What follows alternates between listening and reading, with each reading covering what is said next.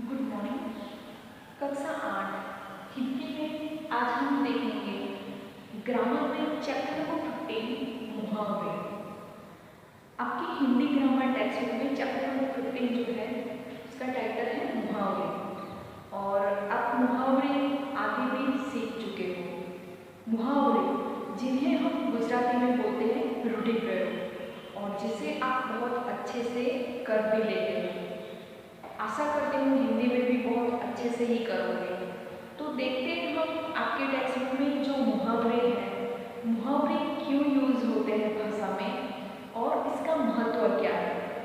दूसरी एक चीज कि मुहावरे प्रयोग क्यों किए जाते हैं, तो उसके लिए यहाँ पे एक एग्जाम्पल दिया हुआ है, वो हम देखते हैं। और उसके बाद हम देखेंगे आपके टेक्स्ट बुक के कुछ मुहावरे, क्योंकि आपके टेक्स्ट बुक में 105 मुहावरे हैं और दूसरे 18 मुहावरे जो है जो आपके वसंत टेक्स्ट बुक में जो चैप्टर है उसके रिलेटेड है। तो वो 18 तो आपको आने ही चाहिए, लेकिन ये 105 आप सारे नहीं कर पाओगे। इसीलिए यहाँ पे मैंने जितने मुहावरे मैं यहाँ पे आपको समझा रही हूँ उतने मुहावरे तो कम से कम आपको करने हैं। अभी टाइम में अगर आप सारे करो तो आगे जाके भी आपको काम लगने ही वाले हैं। अगर आप सारे पढ़ते हो तो बहुत अच्छी बात है, लेकिन यहाँ पे हम ज़्यादातर यूज जो करते हैं मुहावरे, जिसका प्रयोग हम रोज बरोज के बोले में करते हैं, मैं वो मुहावरे और उसके जो सेंटेंस हैं वो मैं आपको बताऊंगी। तो सबसे पहले आपके टेक्स्ट बुक में जो पैराग्राफ है हम वो देख लेते हैं। पिताजी दफ्तर से आए तो माँ ने कहा, इस मनीष का क्या करूं, बहुत बोलता है। आज श्रीमती मल्होत्रा आई हुई थी, इसने 2 मिनट भी चैन से बात न करने दी। मैंने बहुत आंखें दिखाई पर कोई असर ही न हुआ। पास ही छोटा बेटा रवीश बैठा था, बीच में ही बोल उठा, माँ भैया क्या डॉक्टर है, आपने उन्हें आंखें क्यों दिखाई। माँ और पिताजी की हंसी छूट गई। डियर स्टूडेंट्स, ये दोनों पैराग्राफ में हमने देखा है, और आपके पास टेक्स्ट बुक है, आप टेक्स्ट बुक में भी देख सकते हो कि आंखें दिखाई, वो जो वर्ड है वो अलग रंग से दिया हुआ है। तो यहाँ पे आंखें दिखाई, और दूसरे पैराग्राफ में क्या है कि ये जो सेंटेंस सुन रहा है रवीश नाम का जो लड़का, वो उसकी माँ को पूछता भी है, क्योंकि हम नॉर्मली आंखें दिखाना मतलब क्या सोचते हैं कि हमारी आंखों में कोई प्रॉब्लम है और उसकी जांच करवाने के लिए हम आंखें दिखाने जाते हैं। लेकिन यहाँ पे ये मुहावरा है आंखें दिखाना, लेकिन रवीश को ये बात पता नहीं थी, और इसीलिए वो क्या पूछता है कि क्या भैया तो डॉक्टर है जो आप उनको आंखें दिखा रही थी। और ये बात सुन के रवीश के जो मम्मी पापा है वो दोनों हंस पड़ते हैं। क्यों हंस पड़ते हैं? क्योंकि वो आंखें दिखाने का मतलब जानता नहीं है, इसीलिए। तो यहाँ पे आंख दिखाने के बाद तो उसका अर्थ डॉक्टर को आंख दिखाना नहीं था, जो मैंने आगे आपको बताया, लेकिन उन्होंने इसका लाक्षणिक अर्थ के रूप में प्रयोग किया था। आंखें दिखाना शब्द का अर्थ यहाँ पे लाक्षणिक रूप में था। क्या था? इस प्रकार के प्रयोग को मुहावरा कहते हैं। आंखें दिखाना मतलब इशारे से कुछ बताना वो चाहती थी, उसे चुप कराना चाहती थी, लेकिन वो समझ नहीं रहा था। मुहावरे का शाब्दिक अर्थ है अभ्यास। हम कई बार ऐसा बोलते हैं कि यही चीज का मुहावरा करो, यानी कि बार बार उसकी प्रैक्टिस करो, इसका अभ्यास करो तो तुम्हें ये चीज आ जाएगी। तो मुहावरे का शाब्दिक अर्थ, अगर शाब्दिक अर्थ हम देखने जाए तो उसका अर्थ होता है अभ्यास। मुहावरा वह वाक्यांश है जो अपने शाब्दिक अर्थ से भिन्न अर्थ में प्रयुक्त होकर उसी अर्थ में रूढ़ हो जाता है। यानी कि हमने ऊपर देखा आंखें दिखाना, जिसका हम शाब्दिक अर्थ अगर निकालें तो मैंने आगे बताया कि हम डॉक्टर को जो आंखें दिखाने जाते हैं, आंखों का चेकअप करवाने जाते हैं वो। लेकिन यहाँ पे क्या है, भिन्न अर्थ में प्रयोग होता है। वो जो प्रयोग हुआ है उसका अर्थ आंखें दिखाने के लिए नहीं हुआ था, लेकिन नाराजगी व्यक्त करने के लिए हुआ था, और फिर उसी अर्थ में रूढ़ हो जाता है, फिर उसका वही अर्थ रूढ़ किया जाता है, तो उसे बोलते हैं मुहावरे। दूसरी एक बात थी कि अभी तक तो आपके हिंदी में मुहावरे ये एग्जाम में नहीं थे, लेकिन नेक्स्ट जो एग्जाम होगी उसमें मुहावरे होंगे। और गुजराती में तो हम हर बार मुहावरे यानी कि रूढ़िप्रयोग के क्वेश्चन पूछते ही हैं। तो मैंने ये गुजराती में भी बोला है और मैं हिंदी में भी आपको बता रही हूँ, क्योंकि गुजराती वाले स्टूडेंट हिंदी में भी है ही। तो मैं फिर से बता दूँ कि जब आपको मुहावरे पूछे जाते हैं तब आपको उसका मीनिंग लिखना होता है, यानी कि उसका अर्थ लिखना होता है। और फिर जो वाक्य या जो सेंटेंस में उसका प्रयोग होता है, वो सेंटेंस में आप क्या करते हो, जो अर्थ निकाला है वही लिख रहे हो। लेकिन ऐसा नहीं करना है। आपको जब सेंटेंस या वाक्य में प्रयोग करो तब आपको जो पेपर में दिया गया है वो मुहावरा यूज करके आपको सेंटेंस बनाना होता है। ये चीज आपको खास ध्यान में रखनी है, क्योंकि मैंने बार बार ये चीज बोली है और बार बार यही चीज में आप लोग गलती करते हो। सेंटेंस सही होता है, मीनिंग भी सही होता है, लेकिन आप सिर्फ इतनी गलती की वजह से हाफ मार्क्स आपका चला जाता है, जो नहीं जाना चाहिए। तो ये चीज आप ये एग्जाम में ध्यान रखोगे। अब यहाँ पे कुछ मुहावरे दिए गए हैं जो सेंटेंस के साथ है, हम वो देख लेते हैं। पहला है अकल पर पत्थर पड़ना, यानी कि बुद्धि से काम न लेना। हम शाब्दिक देखें तो अकल पे मतलब हमारे दिमाग पे पत्थर कोई नहीं मारता है, लेकिन इसका मतलब क्या होता है कि हम बुद्धि से जब काम नहीं लेते हैं तब ये मुहावरा यूज होता है। उसका सेंटेंस अगर हम देखें तो परीक्षा के दिनों में क्रिकेट खेल रहे हो, क्या अकल पर पत्थर पड़े हैं? कहने का मतलब कि तुम परीक्षा के दिनों में भी क्रिकेट खेलने चले गए हो, क्या तुम्हारी बुद्धि नहीं चल रही, मतलब तुम अपनी बुद्धि का इस्तेमाल नहीं करते कि अभी तुम्हारा टाइम कौन सा है, पढ़ाई का है, तुम्हें पढ़ना चाहिए, लेकिन तुम क्या कर रहे हो, क्रिकेट खेल रहे हो। दूसरा हम देखें आंखें चुरा लेना, जिसका अर्थ है अनदेखा करना। सारा दिन मेरे आगे पीछे घूमते रहते हो, जरा सी जरूरत पड़े तो आंखें चुरा ली, मतलब कि पूरे दिन तो तुम मेरे साथ ही घूमते हो, लेकिन जब मुझे तुम्हारा नाम आया तब तुम क्या करने लगे, आंखें चुराने लगे, अनदेखा करने लगे। मतलब कई बार हम क्या करते हैं, किसी से बचने के लिए उनसे आंखें चुराते हैं। जैसे सिंपल सा एग्जाम्पल मैं दूँ तो क्लास में जब आपको अगले दिन बोला गया होता है कि इतना होमवर्क आपको करके आना है, आपको पता होता है कि ये टीचर रोज यानी जब भी आपको होमवर्क देते हैं वो चेक करते ही हैं, और अगर नहीं किया होता है तो पनिशमेंट भी मिलती है।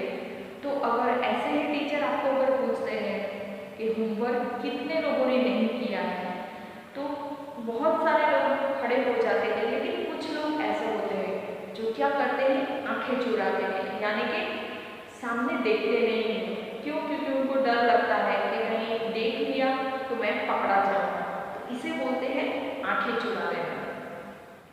नेक्स्ट है आंखें बिछाना, मतलब बहुत आदर सम्मान करना, किसी को बहुत ही ज्यादा रिस्पेक्ट देना।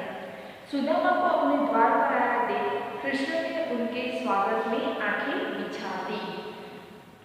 कई बार हम किसी का इंतजार करते करते वहीं पे रुक जाते हैं, मतलब जब तक वो सामने नहीं आते हैं या हम जिसका इंतजार करते हैं वो नहीं आते हैं, तब तक हम उनकी राह देखते हैं। उसे क्या बोलते हैं, आंखें बिछाना। उसके बाद है अंगूठा दिखाना, मतलब समय पड़ने पर मना कर देना। सेंटेंस है, वैसे तो लोग दोस्ती का दम भरते फिरते हैं, पर समय आने पर अंगूठा दिखा देते हैं। यानी कि वैसे तो दोस्त दोस्त करके बहुत सारे लोग हमारे आसपास घूमते रहते हैं, लेकिन जब हमें सही में उनकी जरूरत होती है तब वो क्या कर देते हैं, अंगूठा दिखा देते हैं, मतलब तब वो हमें काम नहीं लगते हैं। उसके बाद है आकाश पाताल एक करना, जिसका मीनिंग है बहुत परिश्रम करना। क्योंकि आपको पता है अगर इसका शाब्दिक अर्थ हम देखें तो आकाश पाताल कभी भी एक नहीं हो सकते, लेकिन इसका मीनिंग क्या होता है, बहुत ही परिश्रम करना। और इसका सेंटेंस है, परीक्षा में प्रथम आने के लिए उसने आकाश पाताल एक कर दिए, यानी कि इसे उसने इतनी मेहनत की है, बहुत ही ज़्यादा मेहनत की है। उसके बाद है आसमान पर चढ़ना। ये भी आपको पता है कि हम आसमान पे कभी चढ़ नहीं सकते हैं, लेकिन ये मुहावरा प्रयोग किया जाता है कब? जब बहुत अभिमान करते हैं। हम कभी कभी बोलते हैं कि आजकल तो बहुत आसमान में उड़ रहे हो, यानी जब कोई बहुत अभिमान करने लगता है, घमंड दिखाने लगता है, तब हम ये मुहावरा प्रयोग करते हैं। और इसका सेंटेंस है, अनिरुद्ध ने एक पुस्तक क्या लिखते आसमान पर ही चढ़ गए। या मैं आपके लैंग्वेज में या आपको जो याद है ऐसा सेंटेंस बोलो तो कोई भी नाम आप लिख सकते हो कि सलमान का इस बार प्रथम अंक आया, इसीलिए वो आसमान में उड़ने लगा। यानी कि इस साल पहले नंबर से पास हो गया है तो अब तो वो आसमान में उड़ने लगा है, या कक्षा में प्रथम आया इसीलिए सलमान आसमान में उड़ने लगा है। ऐसे सिंपल सेंटेंस भी आप बना सकते हो, सिर्फ मीनिंग इसका सही होना चाहिए, ये चीज आपको ध्यान में रखनी है। उसके बाद का मुहावरा है आंसू पोंछना, यानी कि धीरज दिलाना। कक्षा में असफल हो जाने पर विमला जैसे अपना शत्रु समझती थी, उसी विनीता ने उसके आंसू पोंछे। आंसू पोंछे यानी क्या? अगर कोई दुखी है तो उसको दिलासा दिलाना, उसे धीरज देना। और यहाँ पे सेंटेंस भी वैसा ही है कि जो वैसे तो कक्षा में अपना दुश्मन समझती थी, आज उसी ने क्या किया, उसके आंसू पोंछे, मतलब उसको धीरज या दिलासा दिलाया। उसके बाद है आपे से बाहर होना, यानी कि क्रोध में, गुस्से में सुध-बुध खोना। बहुत ज़्यादा जब गुस्सा हो जाते हैं तब ये रूढ़ि प्रयोग यूज करते हैं। छोटी छोटी बात पर भी यदि आप ऐसे आपे से बाहर होने लगे तो आपके स्वास्थ्य पर अवश्य प्रभाव पड़ेगा। यानी कि बार बार गुस्सा करना हमारे स्वास्थ्य के लिए क्या है, हानिकारक होता है। उसके बाद का मुहावरा है आंखों में धूल झोंकना। ये मुहावरा भी हम बहुत बार प्रयोग करते हैं, यानी धोखा देना।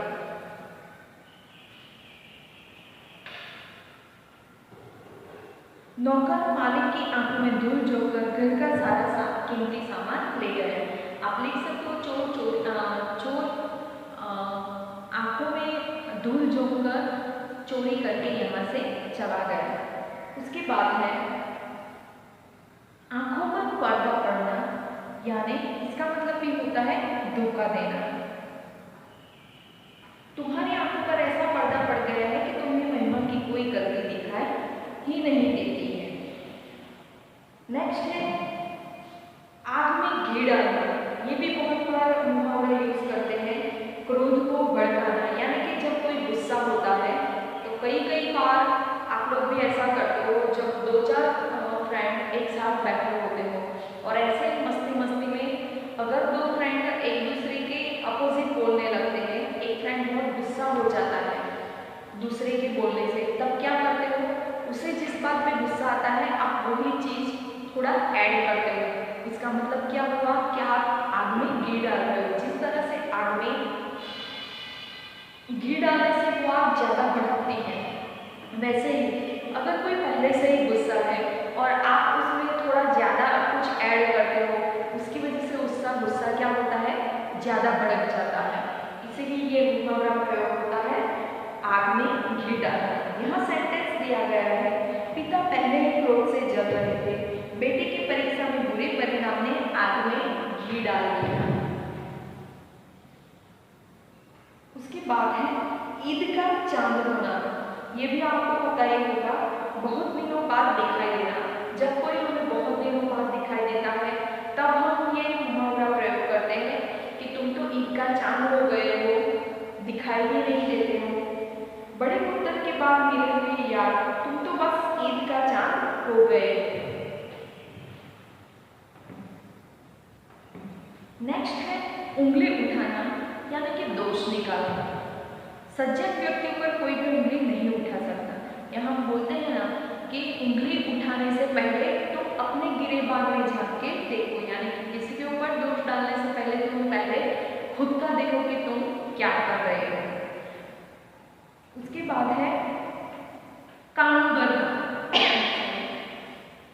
कान भरना यानी चुगली करना।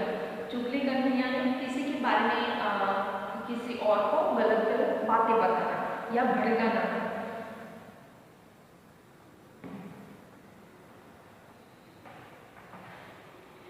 आप सेंटेंस लिख सकते हो कि मेरे मित्र ने मेरे खिलाफ मेरी माँ के कान भरना शुरू कर दिया। उसके बाद है कीचड़ उछालना, या इसका मतलब क्या हुआ, दूसरों को निरादर करना यानी कि अपमान करना। चुनाव में प्रत्येक राजनीतिक दल अपने विरोधी दल के विरुद्ध कीचड़ उछालता है।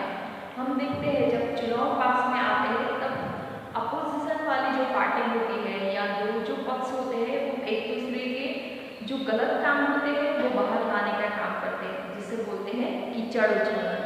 ऐसा कुछ करना जिससे सामने वाले की इज्जत कम हो या रिस्पेक्ट कम हो।